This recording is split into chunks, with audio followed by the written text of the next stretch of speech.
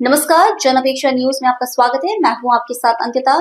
चलिए खबर देखते हैं विस्तार से। कानपुर उत्तर प्रदेश आशा वर्कर्स यूनियन संबंध एक्ट का 15 दिसंबर 2025 से प्रदेशव्यापी हड़ताल चल रही है। इससे पहले इको गार्डन पर धरना दिया गया, उसके बाद भी 2 बार विधानसभा मार्च का कार्यक्रम किया गया। मार्ग उत्तर प्रदेश सरकार से कोई भी कार्रवाई न किए जाने की स्थिति में 15 दिसंबर 2026 से सरकार को नोटिस देने के बाद अनिश्चितकालीन हड़ताल चल रही है। आशा बहनों की मुख्य मांग के रूप में 44 से 45 में सम्मेलन की जो मनमोहन सिंह के निवर्तमान प्रधानमंत्री के अध्यक्षता में हुई, उसमें पारित प्रस्ताव, इसमें आशा बहनों को राज्य कर्मचारी का दर्जा देने, न्यूनतम वेतन दिए जाने, उन्हें 50 लाख का जीवन बीमा और 20 लाख का स्वास्थ्य बीमा दिए जाने, ग्रेजुटी अधिनियम ESI EPF के अंतर्गत और उनकी अन्य मांगों को पूरा करने की मांग प्रमुख रूप से उठाई जा रही है। मैं राणा प्रताप सिंह, मैं उत्तर प्रदेश आशा वर्कर्स यूनियन का कार्यालय मंत्री हूं और एक्ट 2 का मैं प्रदेश का संगठन मंत्री हूं।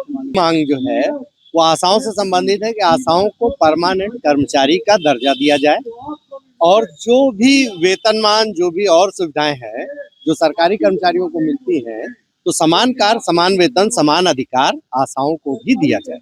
ये हमारी मांग है।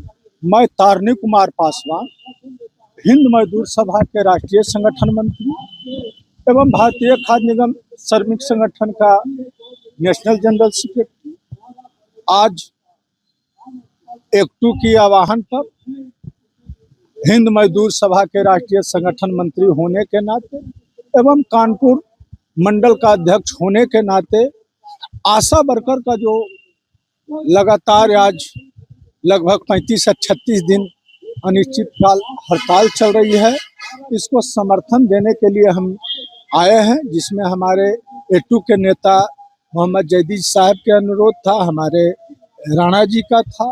तो मैं यही कहना चाहता हूं कि ये जो सरकार है, ये सरकार जो है कि निकम्मी है, ये मजदूर विरोधी सरकार है, ये पूंजीपति की सरकार है। ये आशा मजदूर को 2000 में आप समझ सकते हैं कि 2000 में इन आशा मजदूरों को क्या हो सकता है। तो इसको तो सबसे पहले समान काम की समान वेतन जो मिलनी चाहिए, न्यूनतम वेतन जो 26,000 है वो मिलनी चाहिए।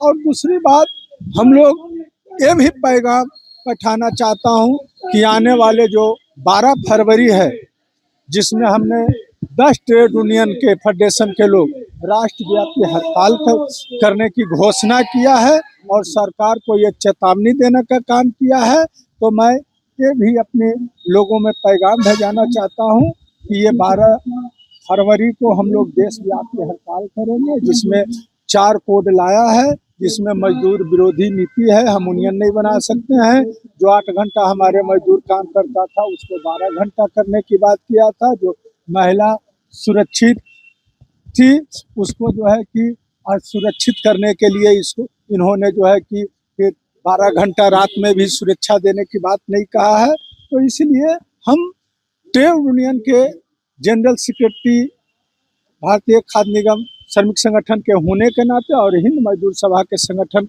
मंत्री होने के नाते मैं ये मीडिया के माध्यम से पैगाम पूरे देश दुनिया के मजदूरों में पहुंचाना चाहता हूं कि आने वाले 12 तारीख को आपने सरकार को ऐसा चेतावनी, ऐसा आंदोलन करें कि सरकार हिल जाए और ये हमारी आंदोलन की बातें पूरे देश दुनिया में जाना चाहिए। धन्यवाद, थैंक यू, जय हिंद।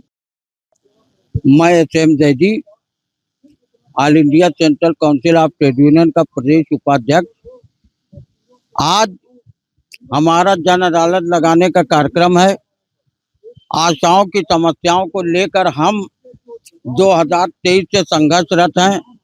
इससे पहले हमने विधानसभा मार्च भी किया, इको गार्डन में हमने धरना भी दिया, मगर जब कोई हल न निकला तो हमने एक चेतावनी देते हुए 15 दिसंबर 2025 से अनिश्चितकालीन प्रदेश व्यापी हड़ताल के लिए उत्तर प्रदेश सरकार के मुख्यमंत्री, श्रम मंत्री, स्वास्थ्य मंत्री सबको दिया, मगर उसके बाद भी कोई हल न निकलने की स्थिति में पूरे प्रदेश में आशाएं 15 दिसंबर से हड़ताल पर चल रही हैं।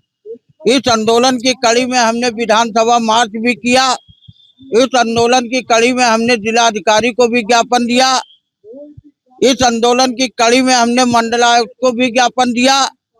इसके साथ ही साथ हमने काला दिवस भी मनाया, मगर अभी तक कोई भी बात सरकार की ओर से नहीं आई है। हमारी कोई बहुत बड़ी मांग नहीं है, हम केवल इतना चाहते हैं कि मनमोहन सिंह के प्रधानमंत्री काल में 45वें श्रम सम्मेलन जो सरकार द्वारा बुलाया जाता है, उसमें एक निर्णय लिया गया था कि इन आशाओं को सरकारी कर्मचारी मानते हुए सरकारी कर्मचारी का दर्जा दिया जाएगा।